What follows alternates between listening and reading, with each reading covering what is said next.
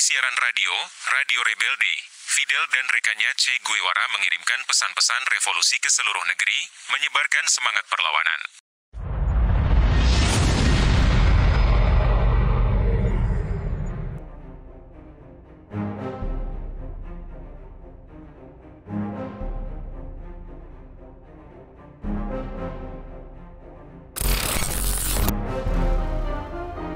Bayangkan dimulai dengan latar Kuba di tahun 1930-an.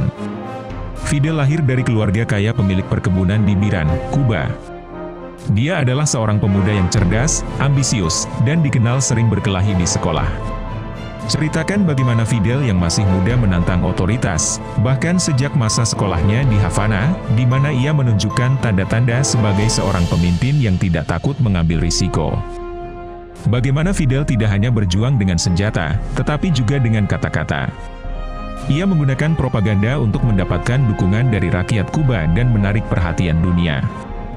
Buat gambaran tentang bagaimana Fidel dan pasukannya menjalani kehidupan di hutan, menghadapi serangan udara dan darat dari pasukan Batista, tetapi tetap berhasil menarik simpati banyak orang. Pada tahun 1958, Kuba berada di titik kritis. Revolusi yang dipimpin oleh Fidel Castro semakin mendekati puncaknya.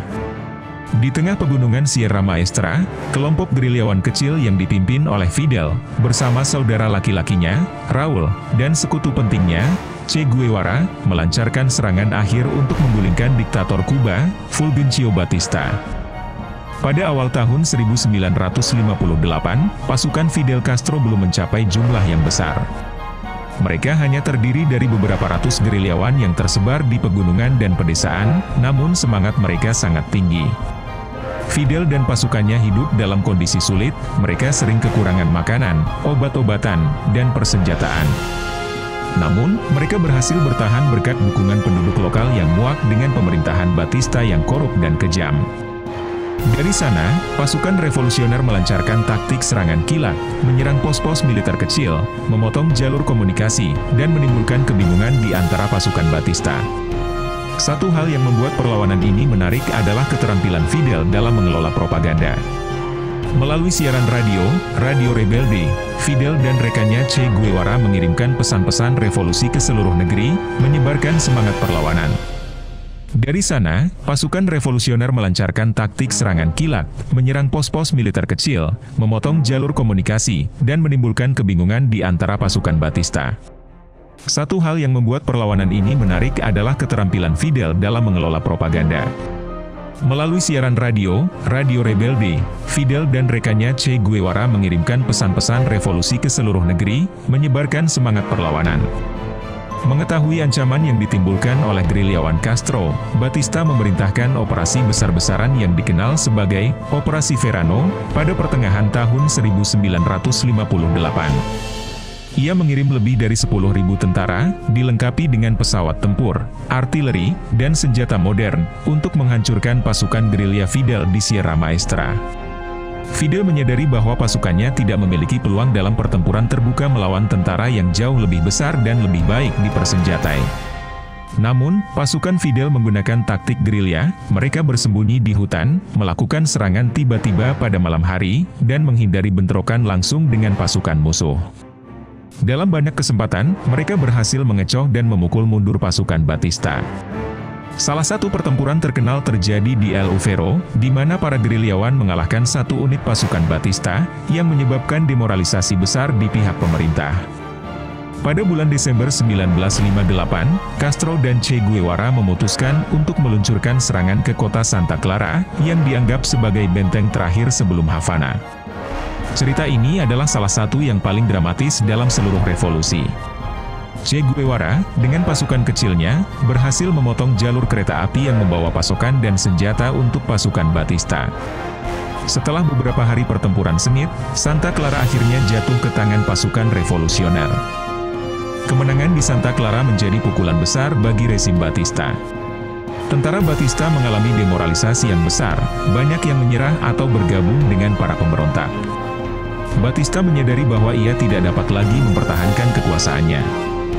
Pada malam tahun baru, 31 Desember 1958, Fulgencio Batista melarikan diri dari Kuba dengan membawa serta kekayaannya, keluarganya, dan beberapa pejabat tinggi pemerintah. Ia menuju Republik Dominika, meninggalkan pemerintahannya dalam keadaan kacau balau. Keesokan harinya, tanggal 1 Januari 1959, pasukan Fidel Castro berbaris memasuki Santiago de Cuba, disambut dengan sorak-sorai dan perayaan besar dari rakyat. Fidel segera mengumumkan kemenangan revolusi dan menyerukan kepada seluruh rakyat Kuba untuk bersatu dalam membangun negara baru yang bebas dari penindasan. Pada 8 Januari 1959, Fidel Castro akhirnya memasuki Havana, disambut sebagai pahlawan oleh ribuan orang yang memadati jalanan. Tahun 1958 adalah tahun penuh gejolak yang mengubah sejarah Kuba selamanya. Ini adalah tahun di mana Fidel Castro, yang semula hanya seorang pemuda idealis dengan pasukan gerilya kecil, berhasil menggulingkan diktator yang didukung oleh Amerika Serikat dan mengambil alih kekuasaan di Kuba. Dengan keberanian, strategi militer yang cerdas, dan kemampuan memanfaatkan propaganda, Fidel Castro membuktikan bahwa kelompok kecil dengan tujuan yang jelas dapat mengubah jalannya sejarah. Tahun 1958 menandai akhir dari era kediktatoran Batista dan awal dari era baru yang dipimpin oleh Fidel Castro, sebuah era yang membawa perubahan besar bagi Kuba dan dunia, memulai perjalanan Kuba menjadi negara sosialis di tengah ketegangan Perang Dingin. Pada tahun 1959, setelah bertahun-tahun perang gerilya, Batista akhirnya melarikan diri, dan Fidel memasuki Havana sebagai pahlawan revolusioner. Disinilah titik balik yang besar, ketika Fidel mengambil alih kekuasaan dan mengumumkan Kuba sebagai negara sosialis, menasionalisasi industri, dan mengubah Kuba menjadi negara yang berbeda sama sekali dari sebelumnya. Terima kasih sudah menonton video ini. Jangan lupa untuk like, komen, dan subscribe jika kamu menikmati konten yang kami bagikan. Aktifkan juga lonceng notifikasinya agar kamu tidak ketinggalan video terbaru dari kami. Kalau ada pertanyaan atau saran, tulis di kolom komentar di bawah. Sampai jumpa di video selanjutnya.